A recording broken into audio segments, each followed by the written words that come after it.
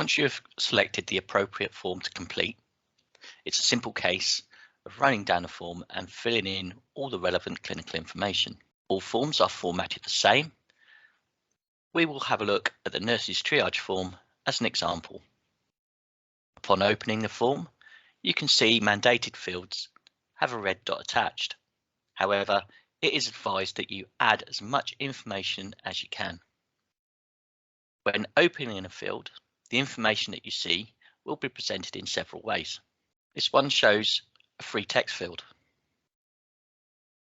This one, a multiple entry menu. This may have submenus when you select an entry. So for example, our trauma musculoskeletal entry has a number of entries.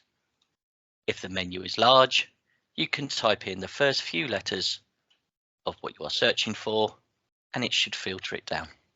You may be presented with forms that require specific information to be entered, such as this observation record.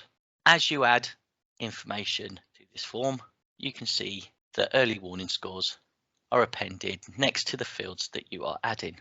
Also note that frequency of the OBS is directly related to the early warning scores, i.e. if the OBS are normal, the interval will be set to 1 hour. If the OBS score is high, then the interval decreases.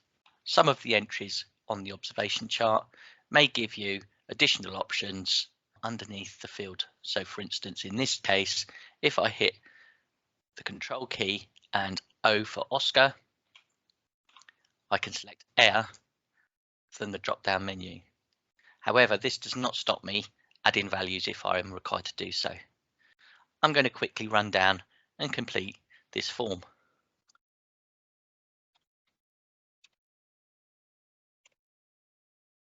Once I'm happy with my entries, I can select next, and this will provide me with a suggested list of alerts that I might need to follow.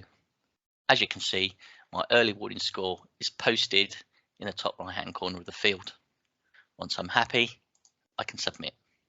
You may see forms that require additional interaction, like this Manchester triage form. Be aware that adding some information to a form may require additional training.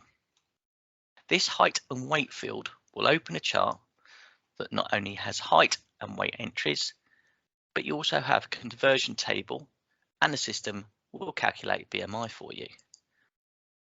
I'm just going to add values here just to demonstrate that BMI is calculated. As you can see, this is now added to our triage form. Some field entries will take you to forms that require you to search for specific information.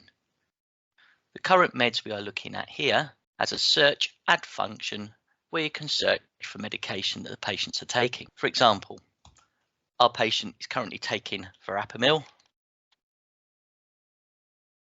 I typed in the medication name, then tapped enter, and then a list is presented to me from the selected meds. It's just a case of clicking on the medication, selecting on the dosage, and then hit save.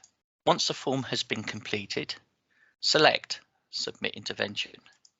You have the function to reopen the form, but this is only to be used if you see an error once you have reviewed this information. If you need to add additional clinical information, use the blue plus sign to add one of the continuation forms that are available on your list. If you have made a mistake, the form can be struck through while the reopen function is available. I can cancel the intervention. This will strike through the form, but the form remains on the patient's record.